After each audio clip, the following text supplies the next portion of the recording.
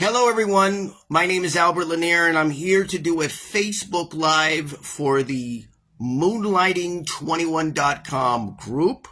Sorry, there was a bit of a technical glitch there. But I'm here to do something I've never really done before, which is a Facebook Live. So forgive the initial possible tech aspects there if you had tuned in maybe a couple minutes earlier. So basically what I'm going to do here, as someone who is a writer, I was a freelance writer and print journalist for 22 years, retired in 2017. I was also a film reviewer for about 8 years. I was an online film reviewer. And I covered film festivals as both a film reviewer and as a journalist for about 15 years. So that's a little bit of my background. Now, what I want to bring out here is I'm here not only as a writer, but also as a fan of the TV show Moonlighting. So those are both the aspects that I'm here to deal with. Now, I do want to make this very clear. As I mentioned, I'm a former film reviewer. I am not, however, a TV reviewer or a TV critic. I have absolutely no idea how those guys go about their job. I mean, I know how I did, I knew how to be a film reviewer, obviously, because I covered film festivals. I did it through film festivals, usually, because I was so busy with my freelance work. But I'm not a TV critic. I'm not a TV reviewer. So I just wanted to get that out of the way, just to give you the sort of context and aspect of where I'm coming from as a writer. And again, I'm coming here as a writer and as a fan of Moonlighting. I'd like to thank Diana from the Moonlighting 21 group here for setting this up. Again, I'm sorry if I seem a bit like sort of improvising, but I've never done a Facebook Live before, so I'm kind of trying to be spontaneous and do what I normally do. So, like I said, I'm here to actually discuss Moonlighting from a perspective perhaps that a number of people would not possibly do. I'm here to analyze it as a show. And to be brutally honest, I was not someone who analyzed television shows. I was somebody who watched TV shows. I was somebody who looked at TV shows. And as a background to my involvement with Moonlighting, I watched the TV show Moonlighting in the 80s. So what happened was this. I used to watch a show called Riptide. I believe it was on NBC. And that was on, I'd like to say Wednesdays, but I don't remember the exact date. But I used to watch Riptide, which was on, I believe, opposite Moonlighting. And there was no new episode of Riptide. Moonlighting fans know all about no new episodes, but there was no new episode of Riptide.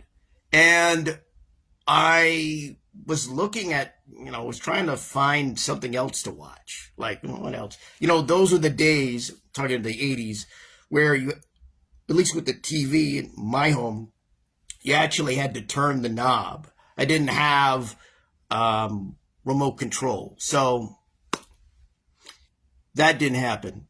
So I was turning the knob, trying to see what's on the other channels, and this kind of wacky, crazy program seemed to be on.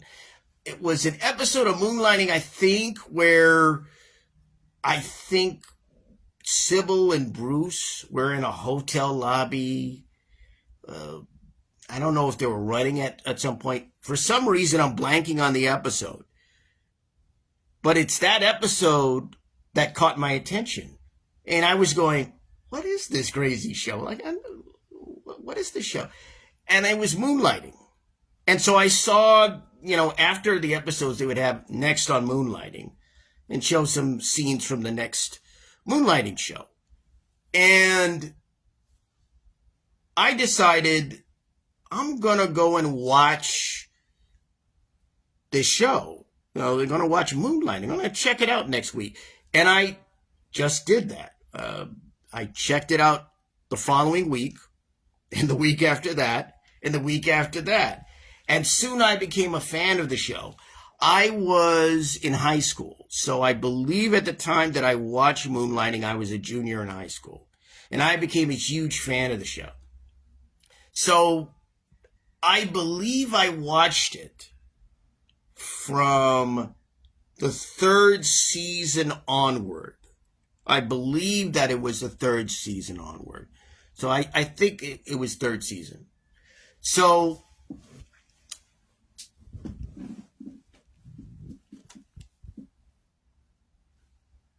I didn't quite know what to make of this show initially when I first saw it that night. But over the subsequent weeks that I took a look at it, what I saw was a kind of show that was really different from anything else that was on the air at the time. And it was, a lot of was on the air, a lot of what was on the air at the time in the 80s was pretty formulaic, pretty standard. There were some good shows, of course, but there weren't too many shows that were really different. You had a show like Miami Vice, which of course Bruce Willis had a guest star episode slot in. He did an episode of Miami Vice. But besides Miami Vice and maybe a couple other shows, there weren't too many distinctive, idiosyncratic shows like Moonlighting that were on the air in the 1980s. And so Moonlighting was very different. It was an extremely different show. And part of what I'm going to do is I'm going to get into why I think Moonlighting was not just different, but what it basically was as a television show and why it stood out. Again, I'm a film reviewer myself. I'm a former film reviewer, so I'm not a television critic and I'm not a TV reviewer. I'm speaking as a fan. I'm speaking as a writer. So that's the perspectives that I'm taking it from. So when we talk about Moonlighting, as I mentioned, I think I mentioned this before, I never analyzed TV shows when I was younger. I watched television shows. I never dissected them. I didn't vivisect them. I didn't look at them from other perspectives. So I didn't really have any interest in getting underneath the layers narratively and visually of television shows. I just didn't. I was interested in getting under the layers narratively and visually of movies. It wasn't until I saw the DVD, I don't know how many years ago, it was several years ago, that I saw Moonlighting again I saw it again on DVD. And I guess it was the first and the second season on DVD. And that's when I came up with my analysis of it. And my analysis initially was just that of a fan, that of somebody who watched the show, that of someone who looked at the show. But things had changed over the years. So the same kind of, well, maybe not the same kind of analysis that I brought to movies, but a kind of analysis that I had used with movies. I used a kind of analysis on TV shows, just watching them as just a viewer. I had just watched them. So that was the way that I operated.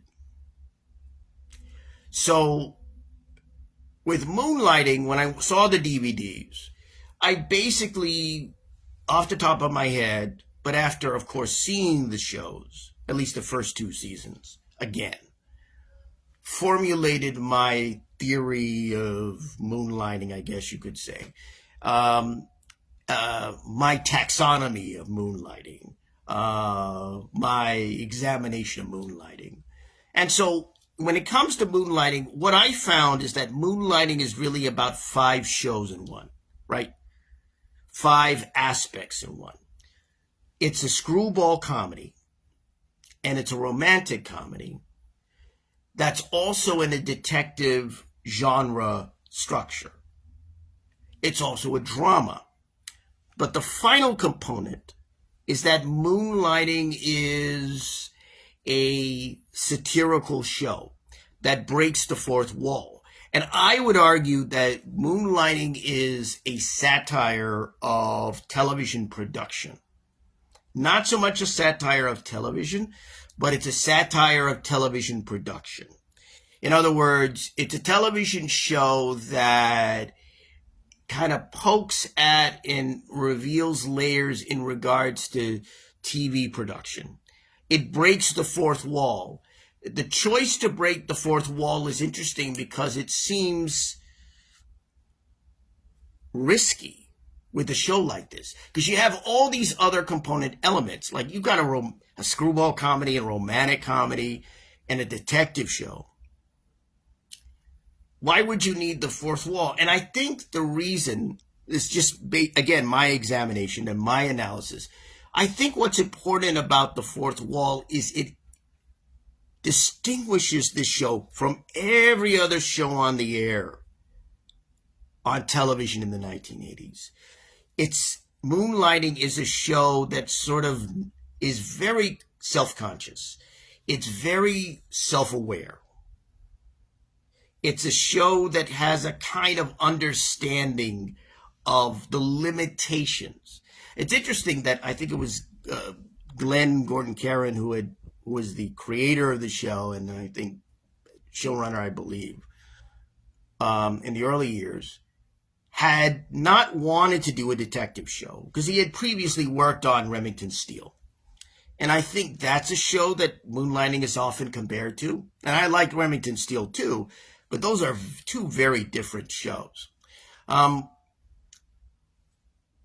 What's interesting to me about, he was talking about in the interview that he did, or interview that I saw him do, he was talking about the fact that he didn't want to do a detective show. It was kind of forced upon him as a result of the contract that he had with ABC. And that's another aspect of Moonlighting that's interesting, is that this was kind of a B2B kind of show. There was no studio involved. For those people that may not be aware of this, television is often produced by the major movie studios. So they've always had kind of a role in regards to television, whether it's Warner Brothers. They were, I think, a pioneer in that. Especially Universal. At one point, I believe their television output was outstripping their theatrical cinematic output, like in not the 60s, then at least by the 70s. Also, of course, Paramount, very big in regards to comedies. And of course, the other major studios, 20th Century Fox, Disney. So the studios are normally, or have been, involved with television for decades. And so often you have the studios involved with the TV show, right? And so you have a kind of triangular relationship, right? Between the production itself, the movie studio that's involved with the show, and the network upon which the show is broadcast. So in the case of Moonlighting, there was no studio. I believe Glenn had a deal directly with ABC, I think via his production company, which I believe was Picture Maker Productions. I hope I've gotten that correct. And so he had a direct relationship with ABC, which meant that the show the show was deficit financed by ABC. In fact, Moonlighting was a show that often ran over its budgets. I know that Glenn has stated in interviews that he never agreed with the idea that all shows should have the same kind of basic budget. He didn't really agree with that or see eye to eye with that. He felt, if this show costs more to make, so be it. If it costs less to make, so be it. Why should all these shows, or why should every single hour long have, let me just say a price, because it's been a while since I've been on the set of a show. I have done about three at least, 3 or 4 set visits to TV shows when they were in production. So let's just say that a show costs about $1 million per episode. 1 million. It's more now, but let's just say about $1 million per episode. So if all the shows on a given network cost about $1 million per episode, then you can only go so far. You don't want to go into overages on the per episode rates of these shows, right? And in Moonlighting, they obviously had overages on the show, but the whole point was the quality of Moonlighting. And I think that's very important. Take a look at a show like The Dream Sequence Rings Twice. Look at that show. Now, the fans have seen it. Anyone watching this who isn't a fan, but is maybe getting interested in Moonlighting, they should take a look at that show, and it'll talk to and speak to what I'm talking about here in regards to the budgetary aspects. With Moonlighting, it was more about, I think, the integrity of the story in terms of production. I think Glenn has noted that it was about truth. He did an interview where he said, well, what's going on here? I'm waiting for the truth. I said, what does that mean? I think what he means is he's waiting for the moments that that accurately capture the characters in Moonlighting, primarily David and Maddie, that are truthful, not simply effective. It's not simply a matter of moving from plot point to plot point to plot point. It's not simply about going from one scene to the other. It's about what is the emotional validity of David? What is the emotional essence of Maddie Hayes? And I think that's what Glenn Gordon Caron had in mind. And I think that's what he meant by waiting for the truth. And so often, it would take a while, and there were changes. You got to hand it to the people like Jay Daniel, who's the producer, and the crew on Moonlighting. I think they did a real bang-up job working in those conditions. And I think someone was interviewed who had worked on the show. I don't know if he was a writer, but he had stated that if you weren't willing to go along with, often what was chaos on the show, then you weren't going to last long. You had to go with the flow, or in this case, the lack of flow at times. So I think that's an important context when you look at how the production worked. Because I talked about budgetary, but then there's also kind of the narrative aspects in regards to basically truth. I think that was important on the show, for the show, was truth, right? Finding the truth of the characters, finding the truth within the scene, finding the truth within the episodes, right? I think that was really important when it came to the show. But as I mentioned before, I think the show basically was 5 shows in one, which is why I don't believe that Moonlighting can be replicated. I don't believe that Moonlighting can be copied. That's why you really haven't seen a show like Moonlighting. You haven't seen a show like Moonlighting basically because nobody is going to quite approach that show from that 5 shows in one aspect. Now, I don't know if the cast members that are still alive and those who are producers would agree with my assessment, right? I don't know if they would agree with that. I don't know. Sybil, I may be taking a chance here and saying this. Sybil might see it. I mean, when she got the script for the pilot, my understanding is she told Glenn that it was a Hawksian comedy, referring to Howard Hawks, director who had done films like Bringing Up Baby, I believe His Girl Friday.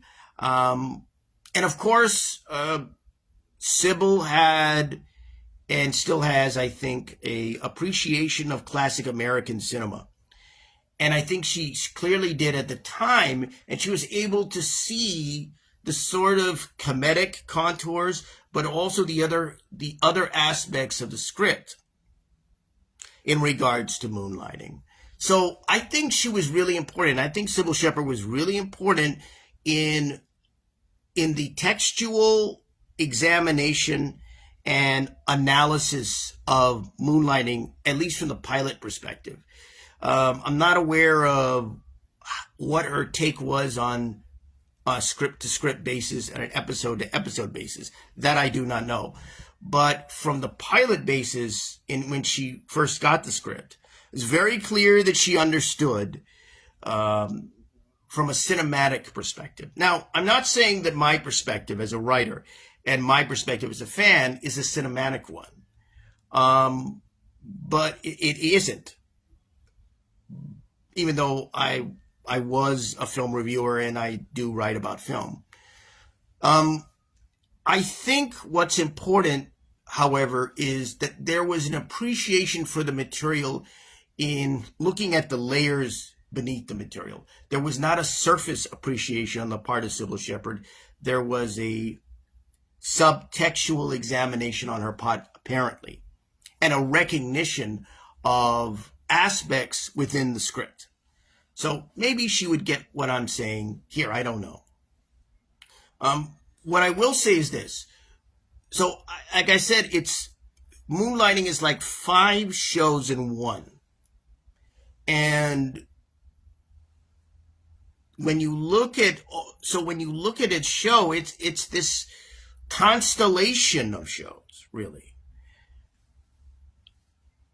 Yes, it's a detective show, but it's not really a generic detective show because, as per what Glenn has said in interviews, there's a kind of contempt in Moonlighting for the kind of tropes and the kind of I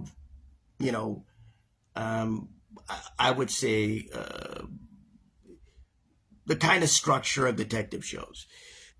Moonlighting is a show that seems to be saying, look, we're flouting all the conventions of detective series. And I think having humor was part of that flouting. The fact that this was an amalgam, that this was a combination, that the screwball comedy essence was there. When you look at the fast talking aspects, also overlapping dialogue, which is very interesting, that the romantic comedy aspect, one could argue that this is a generic aspect of detective dramas. You could argue that this is a generic aspect. I mentioned Remington Steele, and that's a show that's easy to compare Moonlighting to. I don't know how people will react to that here, but because Glenn Gordon Caron had worked on Remington Steele for, I think, the first season and a few episodes of the first season. I tend to believe is this, and this is how I will compare the two. I believe that what Glenn had gone through on Remington Steele kind of prepared him to that's why the satirical aspect is very important. I think it kind of prepared him to flout the conventions and go against the conventions. Moonlighting is the antithesis of a detective show in that it's not about all the aspects of detection. It's not about finding out who committed the crime or who's missing or really what the MacGuffin, what the person seeking the MacGuffin is all about. But what was interesting about the detective aspect in regards to Moonlighting was the fact that some of the detective plots were interesting. So I don't think you can entirely discount. I do believe that Glenn and his writers were flouting the conventions and going against the stream in regards to the detective genre. But I think, the detective aspects were actually rendered in a fun way, in an enjoyable way. And I think it was very interesting. I think that when it came to sort of the element of the detective genre, things were solved. I don't think the Anselmo case was solved, if I'm not mistaken. I don't think that's ever been solved. I think I'm right about that, right? Those of you out there, let me know about that. I don't think they ever did solve the Anselmo case. I think it was Anselmo case. But there were sometimes nice little plots. Like there was an episode where there was an old man who wanted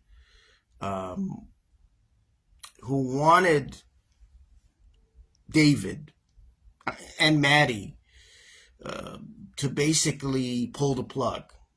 He said he's an old guy on life support and he wanted basically to die. And of course, someone else ends up doing it, though David goes there ostensibly to do it because that's what they're paid to do. Someone else ends up doing it. And he ends up on the wrong side of the law.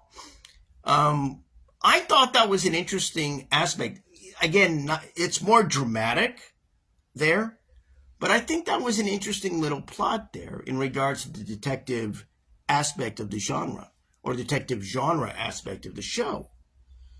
And they had interesting little detective plots like that. So I think that's, I don't think you can, although they were against, it's very clear Glenn Gordon Caron Glenn wasn't into detective shows. I assume he didn't care for it. He worked on a couple of them. They still were able to kind of have some bare fidelity to the basics of the detective genre on television. And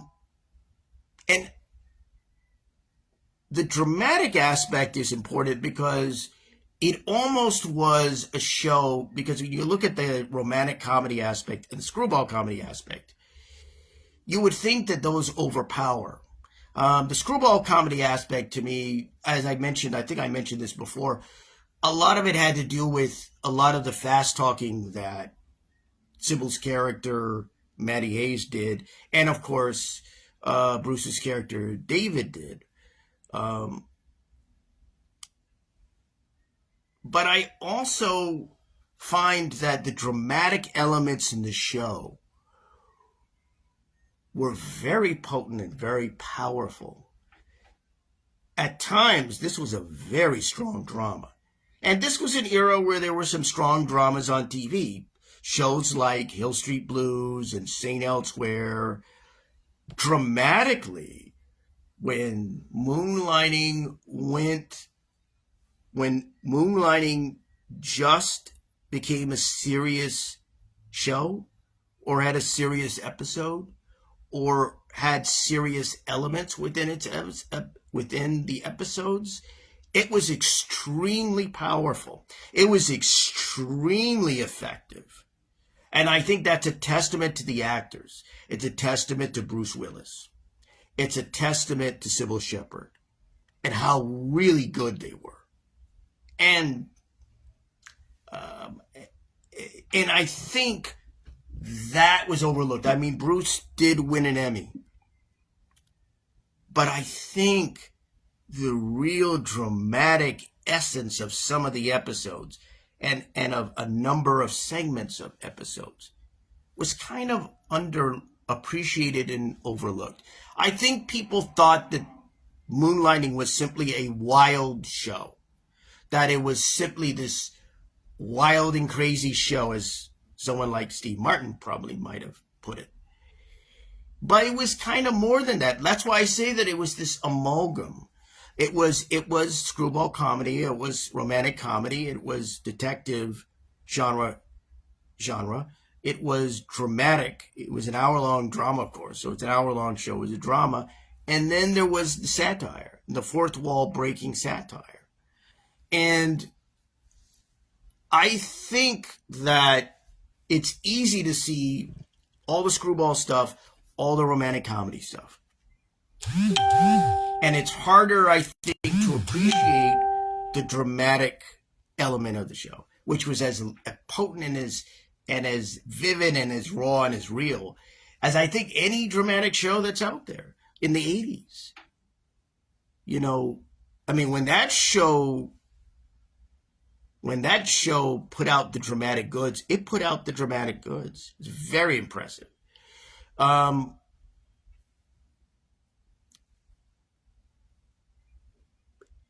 Again, when you look at Moonlighting, I think the comedic elements do work. And of course, when you're dealing with both the romantic comedy, well, I would actually say that Moonlighting was an anti-romantic comedy, because the whole point was two people who weren't getting together, at least for a while, at least for like 2 or 3 seasons or close to it. I would actually rate it as an anti-romantic comedy, because it was a show dripping in knowing kind of cynicism.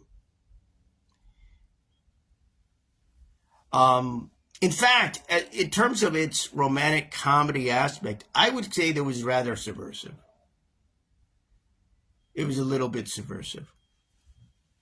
But I think if people remember the show, they remember it as a show that was mostly the romantic comedy and the screwball comedy, and I think the fourth wall breaking elements. And what was interesting to me about Moonlighting,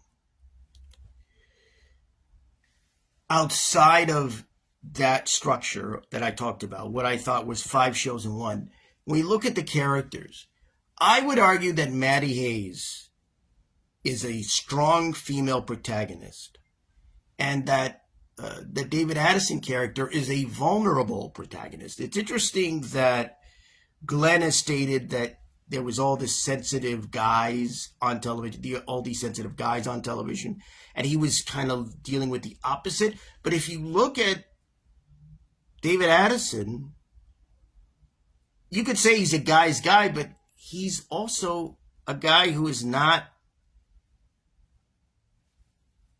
dominant. He is a vulnerable guy. I mean, that's evident from the pilot. Just look at the scene in the pilot between Maddie and David, when Maddie calls David a sissy fighter. He said, "You don't know how to do it." And she punches him. That's establishing kind of the nature of the protagonist in Moonlighting. It's also a kind of, again, part of the subversion of the detective genre. The hard-boiled person is the lady. Remember, there's no mall in Moonlighting. There's no dame in Moonlighting. Sybil Shepherd's Maddie Hayes, of course, is a beautiful woman because she's a model. But in essence, even though she's not a detective at first, she's a model who's been fleeced by her accountant. She's essentially what would be she's part of what I would say is the prototype for the hard-boiled detective in novels like that written by Dashiell Hammett or Raymond Chandler. Now, I'm not saying that she's precisely Sam Spade or that she's Philip Marlowe, but what I'm saying is Maddie Hayes is essentially someone who, though extremely beautiful and clearly a woman, is more the hard-boiled, tough character in Moonlighting. And that's why I said she actually stands out because when you look at her, she actually runs the agency. I mean, David helps run the agency with her, but they're partners. But she's really the person who's calling the shots. And I think that everyone wants to talk about strong female characters in movies and television shows. I would argue Maddie Hayes was as strong and as independent a female character as any of the touted characters that you see on other shows. Mary Tyler Moore in the Mary Tyler Moore Show, Marlo Thomas and That Girl. I think that Maddie Hayes character should be put in the pantheon of these strong, independent women on television. Again, people may not like what I have to say. Now, I don't want to say that Bruce's character is some kind of weakling, that David Addison is a weakling or something. He's vulnerable. You see it in the pilot. He's not the epitome of, I hate to call it this way, he's not the epitome of the so-called alpha male. I don't like that term, but he's not. He's a vulnerable male. So no, he's not sensitive. He's insensitive. But he is a vulnerable, insensitive male. And so that's interesting. So he's not as strong as Maddie is. And that's part of why that show is so interesting. Because you have a vulnerable male character and a strong female character. And the hard-boiled character is really Maddie. And you could really see it in the pilot. That's I think, a good reason for it. As for the other characters, I think that the character of I think the character that Agnes DePesto character,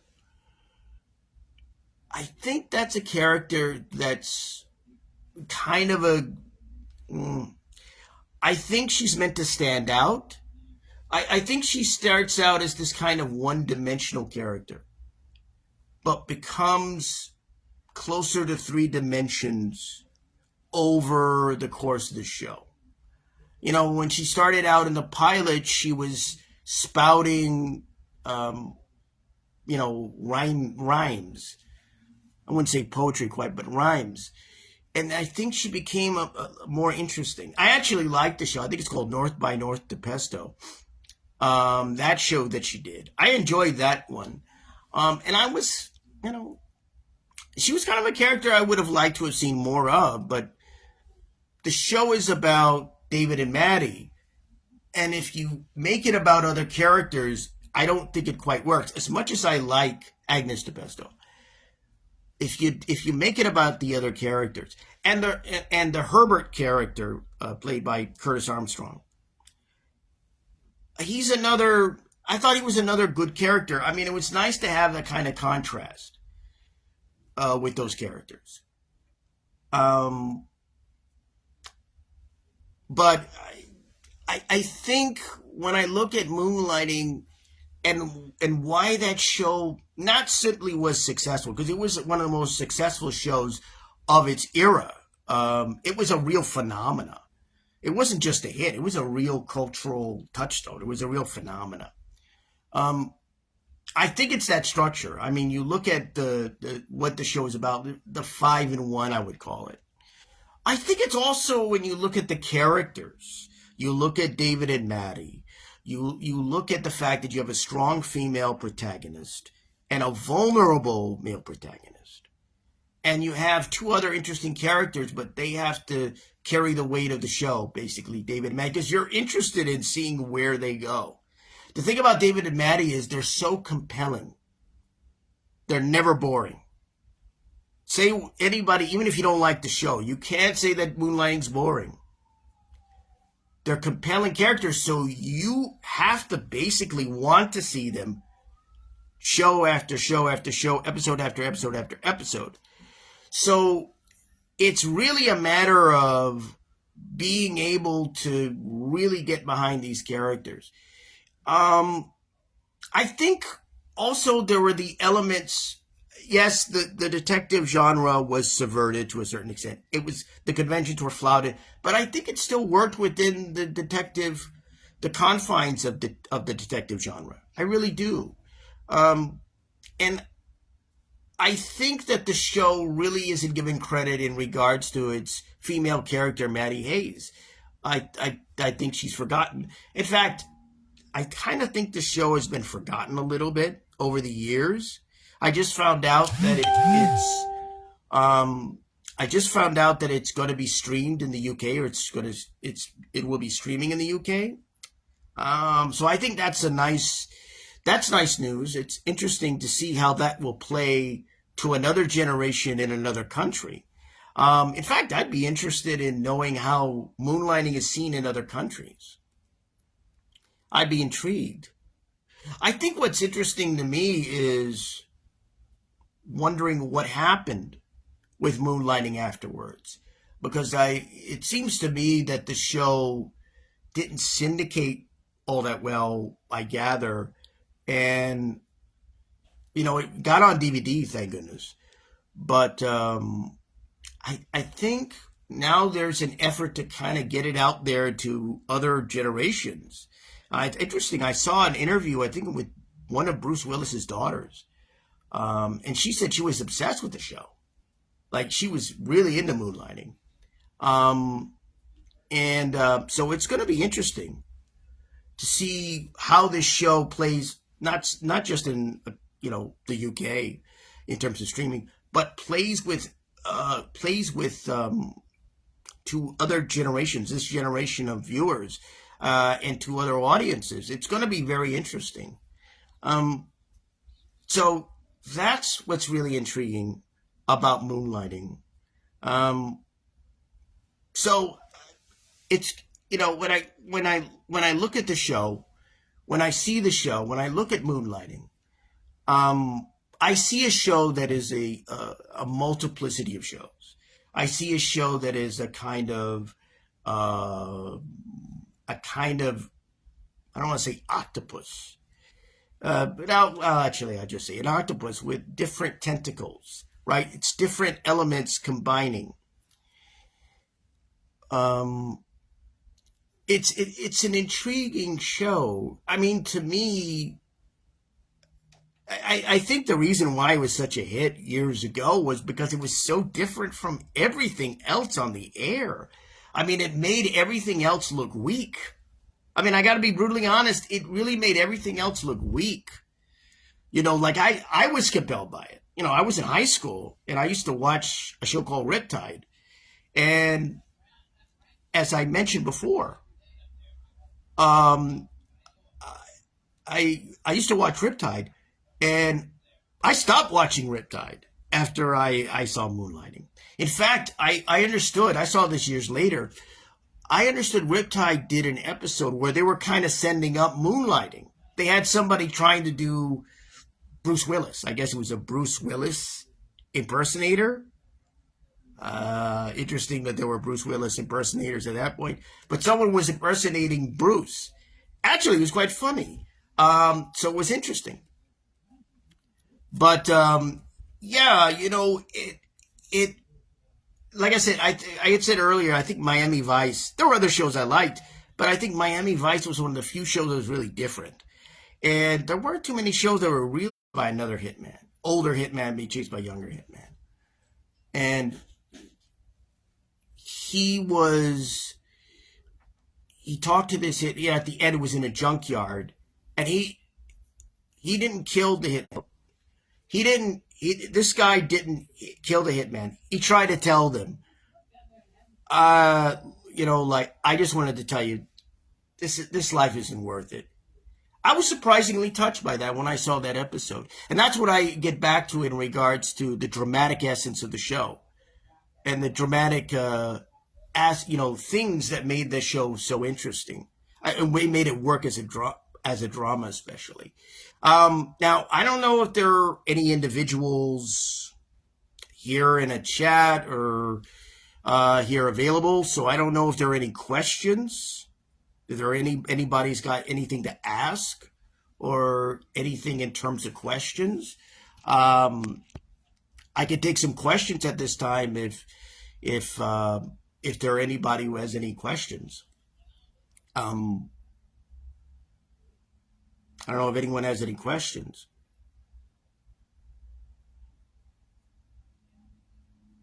Well, in any event, what I will say is this. Like I said, this is part of my promotional tour.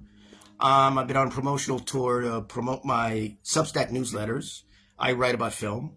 So I also have podcasts, which I do. So this is part of what I'm doing. I'm on a promotional tour as a writer. Although I'm retired from journalism, I still write. I write for my own outlets on Substack. And so um, I also want to note that I have a page here that promotes on Facebook, that promotes my Substack newsletters. It's called Final Cut and Retro Review Publication. So if you're interested in checking out my newsletters, one of the areas that you can check out promos for the movies on Retro Review, which is my review newsletter, and also the essays and other articles that are on Final Cut, my other film newsletter. You can go here on Facebook to Final Cut and Retro Review Publications. That's Final Cut and Retro Review Publications page. So you can check that out. Become a member if you want. Follow it if you want. Check it out. It's interesting because not only do I have the promos there, I also have photos of a set visit because this was included in one of my newsletters. I was celebrating my 31st anniversary, and as a writer, and so I included some photos from a set visit. I had visited the set of the TV show Baywatch. So I have some photos from my visit there. People are interested, they can check that out. Again, that's Final Cut and Retro Review publication page. Also, you can go to Substack and check out my newsletters. Final Cut, allanier.substack.com, and of course, Retro Review, thumbsdown.substack.com. And I guess if you're interested in writing, you can check out my podcast, The Write-Off, which is also at thumbsdown.substack.com. I think that's about it. I don't see any questions. I see Diana's thanking me. And Christy also is thanking me. So I'd like to thank the people here, the kind people here at moonlighting21.com. That's moonlighting21.com. If you're interested in moonlighting on Facebook, I guess this is the place to be. You might want to check out this page and come here and see photos from moonlighting and other information about moonlighting here. But I think that will be about it for me. Again, I'd like to thank Diana for having me on the show and arranging this. Thank you so much, Diana. I'd also like to thank the other members of the Moonlighting21.com group here on Facebook. I hope this worked out as a Facebook Live. It's my first Facebook Live, so I hope I was interesting enough in my take on moonlighting and what I had to say about moonlighting. I don't know if any of the cast, or writers, director will see this. They may not agree. I understand. That's fine. Like I said, I'm not a TV critic or a TV reviewer. I'm just a writer, so I used to be a film reviewer, but